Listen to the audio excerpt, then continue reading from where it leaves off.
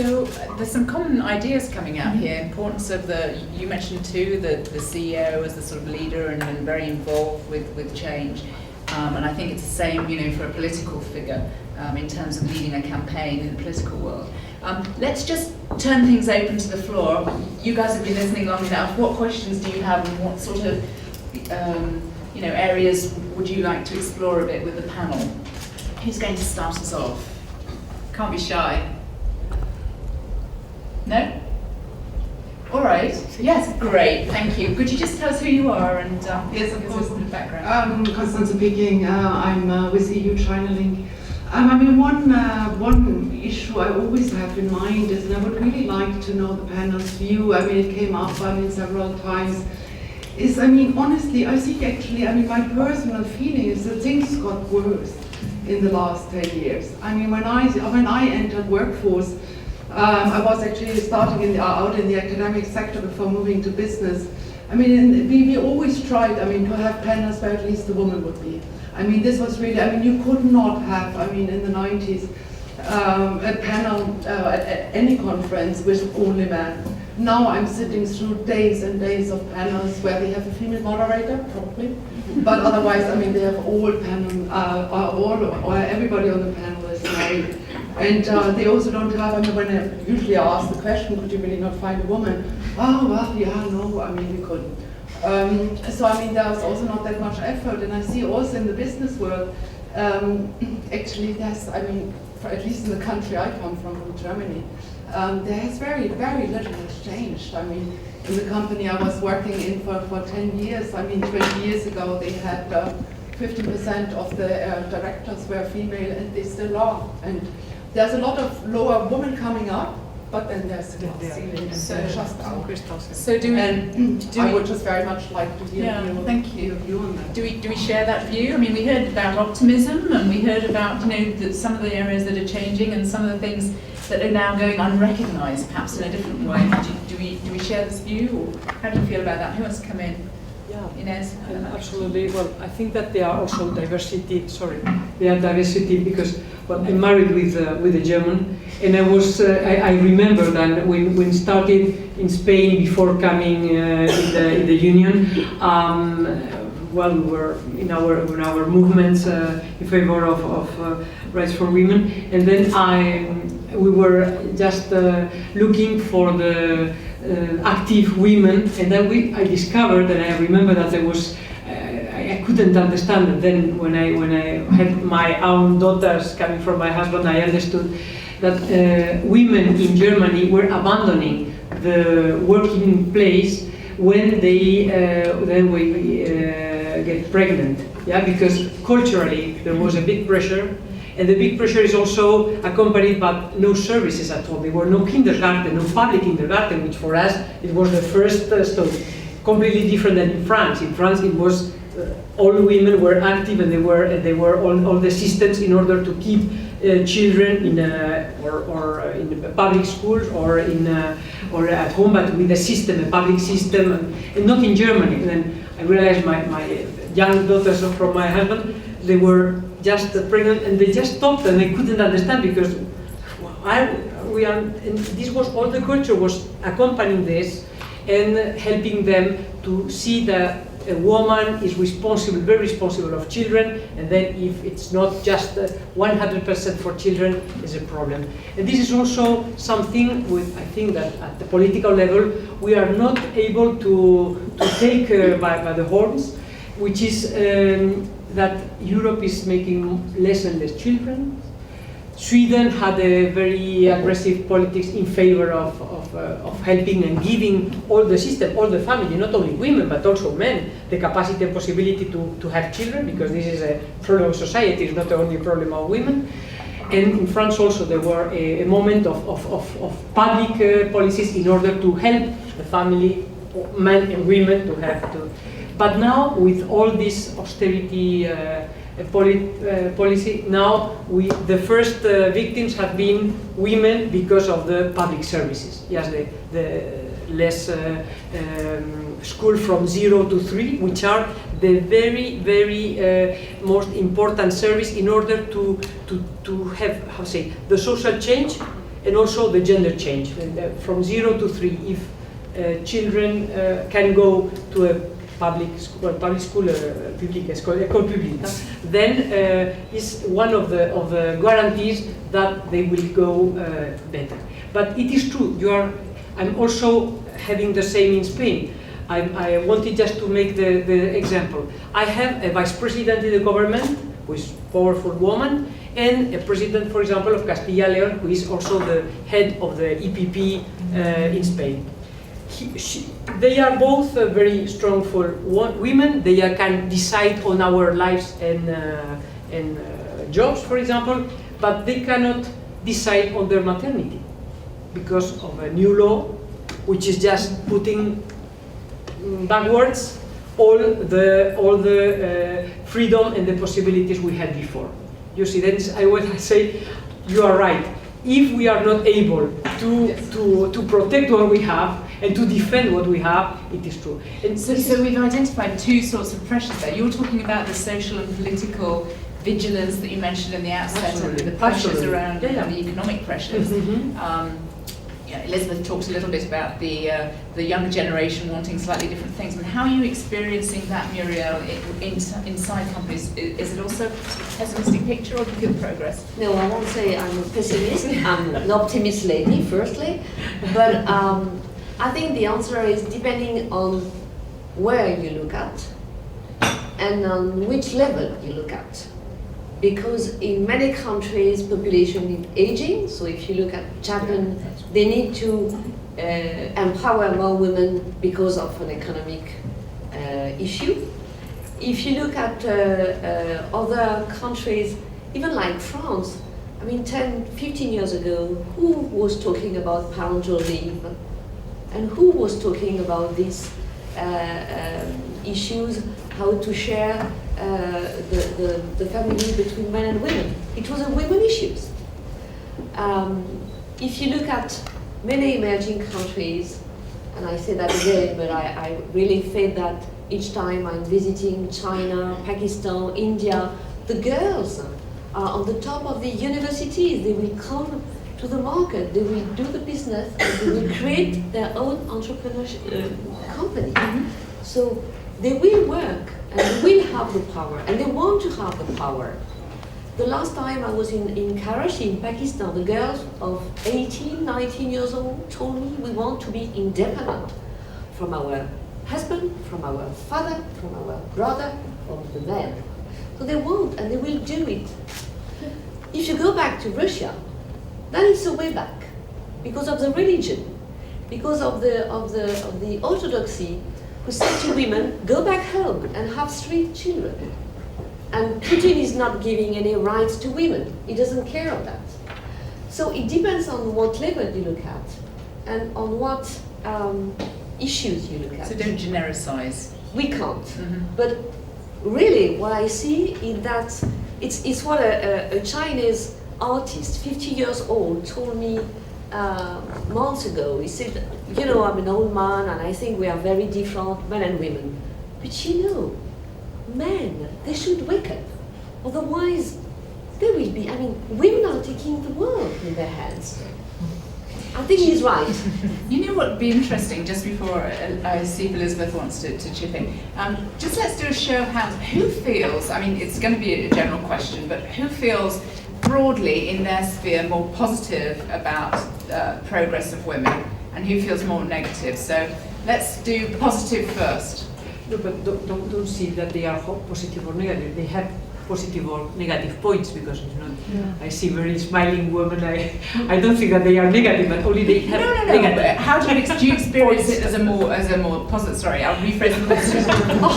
Sorry. Do you see it as a more? Do you see progress more positively, yes, or if you do progress? Okay, and people who feel we're actually sort of taking a step backwards.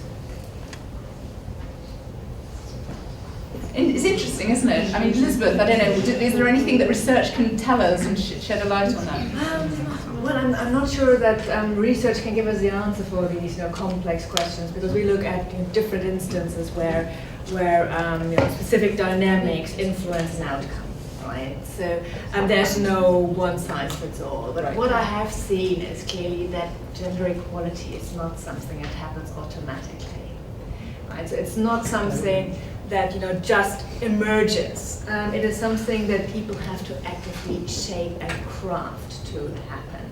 And that's how we can avoid the danger of saying, oh, it's so different in different contexts, is to say, well, what unites those different contexts is actually to say, that they all need to have, maybe different measures for success, but they need some activity in order to ensure that we are not falling backwards and actually progressing on these important issues. So let's just talk, shall we, a little bit about how do we craft that society? There must be specific things that you've experienced working within business, within the political world, again that you've seen through talking to wide groups of people through your book. What are the how-tos? Are there things that that you would say can help craft that balance that we're looking for? Yeah.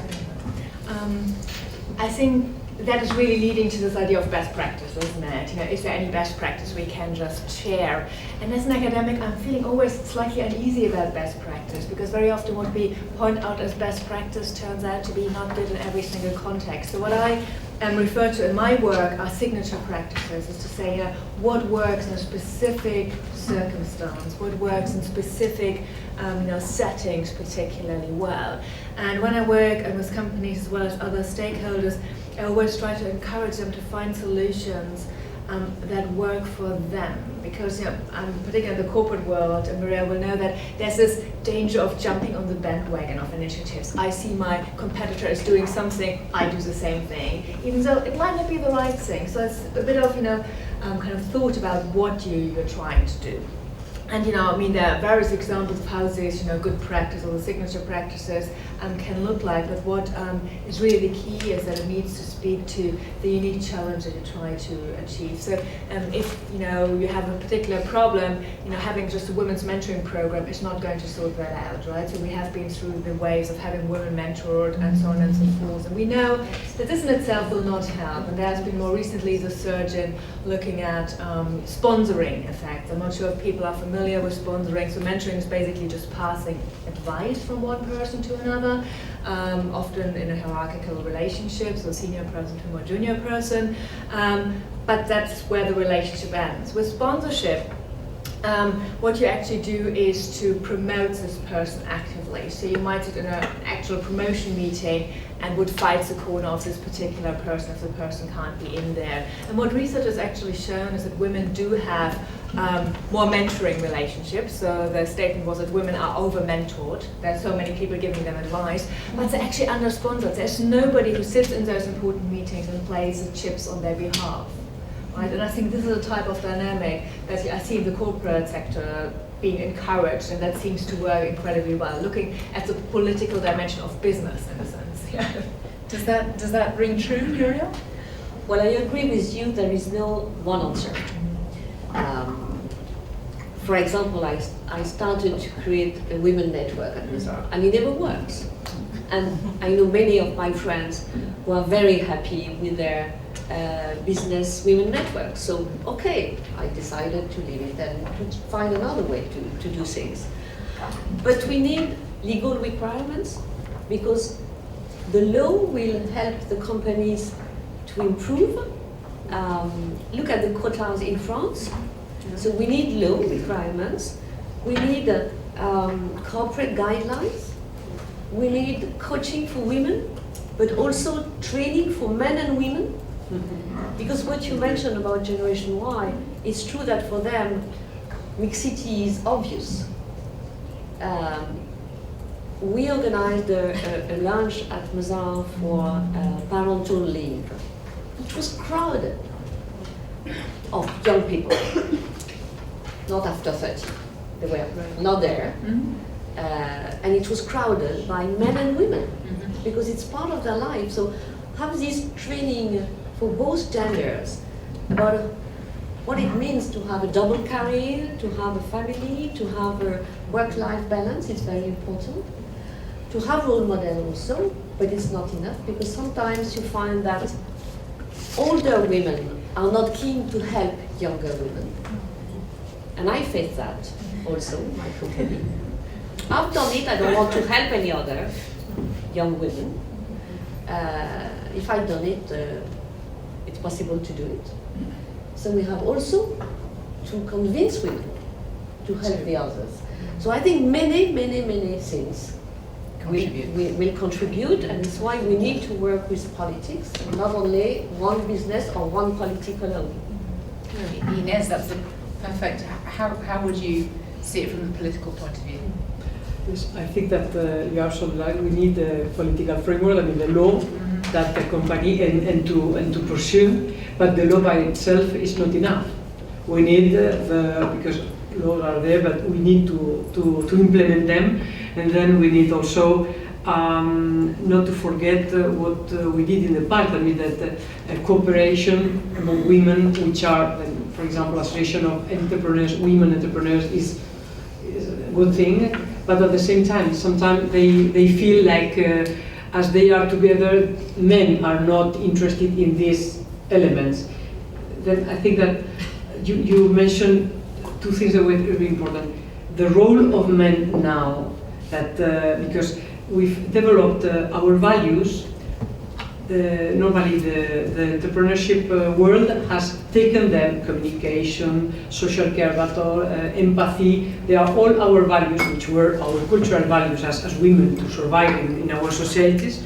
They were taken by, but they didn't pay, how say, the price. That okay, yes, took them and developed for the world, but not for the women. Then I think that we need to still to cooperate and to associate, but also to prepare something also for the change of men, which is something we haven't seen, because the system with all individualism and this aggressivity for going up and not capacity to take those who are under us, which was also part, is something that has also played a role against women, and as you said, that old women and young women. This is for me that's hard very much, because this is something that in my generation that we were fighting, or when we saw new young women arriving to our fight with different, for example, the feminine phenomenon, which I respect and support absolutely, because there are different ways of doing the same we did. I mean, that fighting for our freedom and liberties and rights, but in a different form. First, I saw my sisters in the party and in the associations.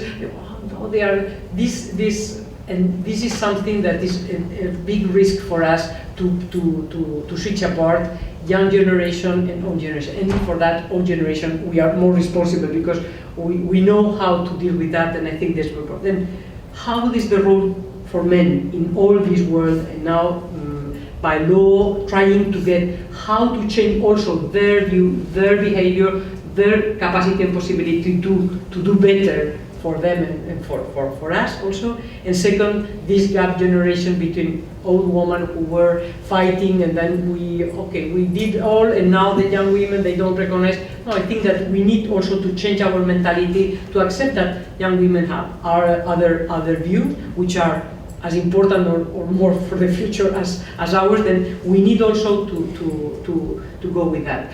But I would like also to raise, I've read, and I would like to also to ask, on the capacity of women to accept some risk in the business issue. We are normally supposed not to accept the risk at the same level as men in some risky behavior, because I would like to understand how is this perceived by you, and also the fact that I've also read that in an enterprise or a business where it's more women, there is at least more than 18% of productivity more. I mean that it is very clear, and this is scientific now with social science, that more women mean better productivity and then a better business. But I would like to understand if it's the case. And another issue, violence against women. This is also something that we thought, okay, with the rights and with the young people, they were are together, the mixity is okay, they are, but violence against young women is still a terrible issue. And then also in the business, in the school, in the economic life, and I would like to understand if there are some elements that could just help us. Maybe I can get Muriel to respond quickly to that question. And I'm just looking around. Has anybody got a burning question? Put your hands up, otherwise I'm going to come straight in here. Okay, can we just take an answer to Inez's question and then I'll come to you? Please, Muriel. Well, there are many questions in one, so I don't know if I'm going to answer everyone. I think about the risky behavior. I think it's a behavior that men and women can have. Absolutely. And one point, I think in a business, it's not so easy to be risky, because we are in a country or in a continent in which when you fail, you are not supported, you are not granted, and so people are afraid to fail, and so you don't take any risk. So if you want to take risk, and that's for me not because you are a woman or because you are a man, it's because you are supported by your boss or your CEO, because you have an environment which is open to that, and that you said, okay, that was not a good idea, I failed, I'm going to have another one. Nobody will say hello, bye-bye. So for me, it's not a question of men and women. What is a question of men and women is more the confidence I have in myself. I feel I am able to do that. And we all know, and we're not going to spend any more time about that, because we know that it is one of our weakness, part of our education. So for me, it's again, the answer is education. And the women I interviewed in my first book, from 33 countries, had the same answer. We want to put all the money on the education of small children, before 10. Interesting. After it's too late. To set the cultural Before 10. context. Yes. Just let me come to your question. Please tell us who you are. Thank you. My name is Kalimina, I'm a journalist here in the media.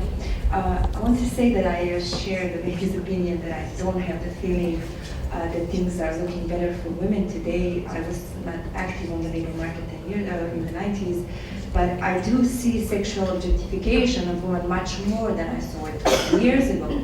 And I wanted to ask the panelists, what do you think about the role of the media in terms of handling the image of women outside in campaigns, in advertisement, but in the media in general, reality shows, for example. Shouldn't we start the education there? Thank you. Let's talk about that. The role of the media. Very strong views, I think. Terrible, terrible. I read a lot of newspapers and I buy a lot of media magazines, and I'm really afraid of the position of women in these magazines. And your role is very important.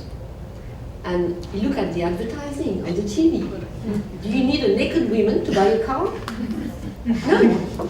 I mean, you can have beautiful people to buy a car without being naked. So things like that, I think are really terrific. But you said that you think things are going back. I think things don't go like that. It's like the sea. It's like that. And the men had built this world. They had it in their hands. They won't leave it to us like that. So probably they will fight for some of them to retain it, to keep it. And so we have to go on. Exactly. But if you just add a question, do you think that we need a law for this? We need a law? A law for Law. controlling Yeah, to control the discrimination in media, basically a law for advertising. Why don't we ask Inez? Yeah, absolutely in favor that we need rules, because I think that we need also to see that this impression that some will have if we look at some sectors and at some of the problems, that the risk of going backwards is very real.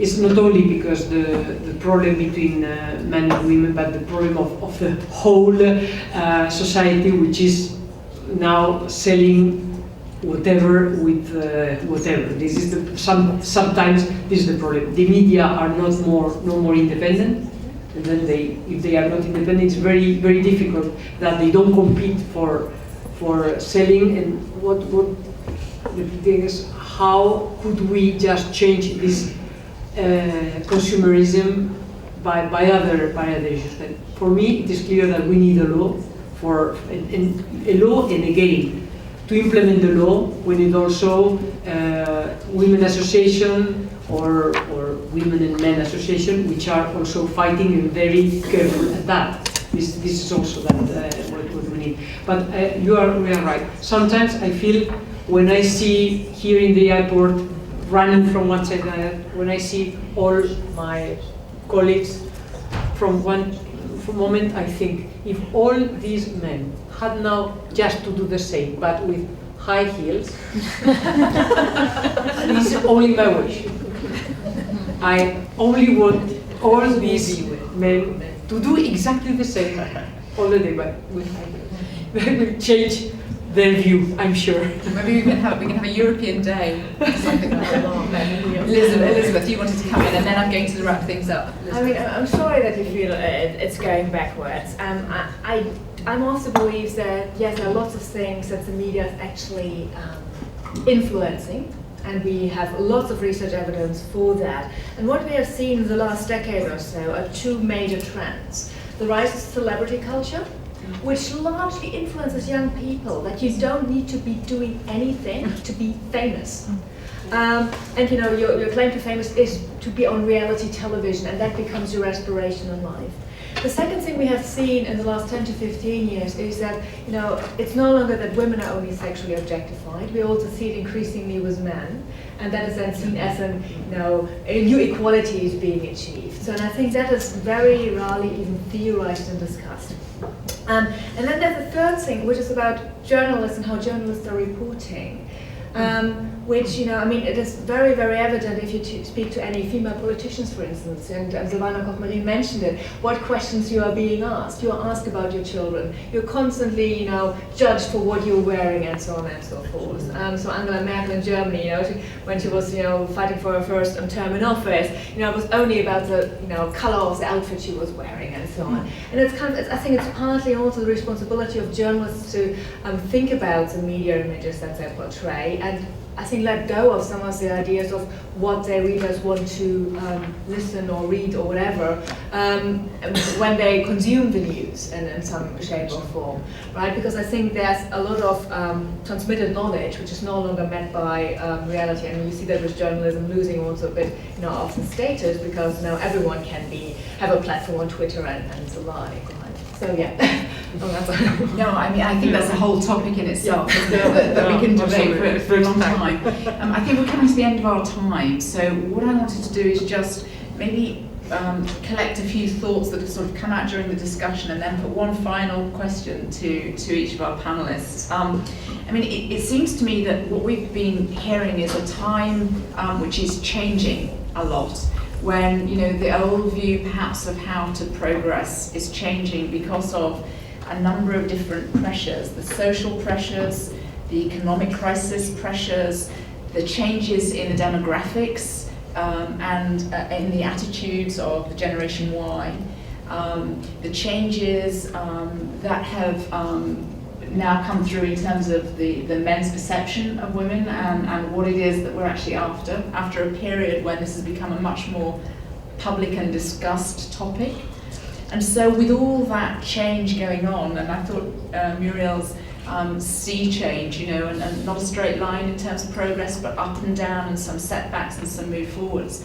With all that in mind, and given that the topic of this discussion was women of influence, how to become and foster women of influence in these two different spheres, maybe that's the question to put to the panel. You know, just very briefly to sum up, if there's one thing that could be done to move this agenda forward and to create these women of influence who will change the debate, what would be that one thing that you would want to have happen? What could be the most important action? Who wants to start? It's a tough question. One thing. You've only got a minute, so it's got to be one thing. Imagine it's a tweet. That was somebody told me. You know, if you're ever trying to wrap things up quickly, ask people, what would you say in a tweet? Inez. Coming from a trade union background, equal pay. Equal pay. Yeah, but really equal pay.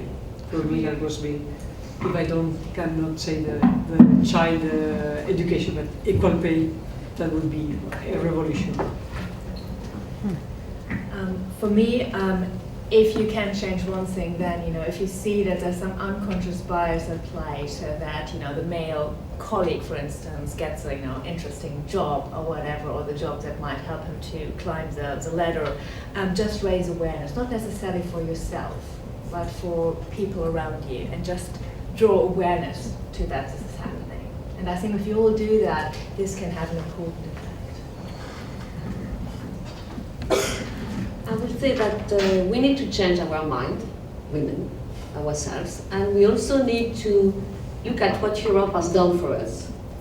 Because someone asked me today, when did you start to be feminist? When I started to travel all over the world, and when I discovered that I was very happy to be born in France after the 60s, and to have been able to be fully free of my life. And we can't realize how lucky we feel when you travel. So I think first we have to realize that Europe has done that for us. And that's important, and that's why I'm a member of a European association now, Citoyenne pour l'Europe. And then to change our mind. We are able to do everything. That's just what we have to keep in mind every day. A really different range of views, and I guess, you know, that's the beauty of this. Actually, it's going to be a bit of all these things, isn't it? But thank you all very much for making the trek over from the other building. I hope you will find your way back to the final session. And I just wanted to say a big thank you to our three panelists.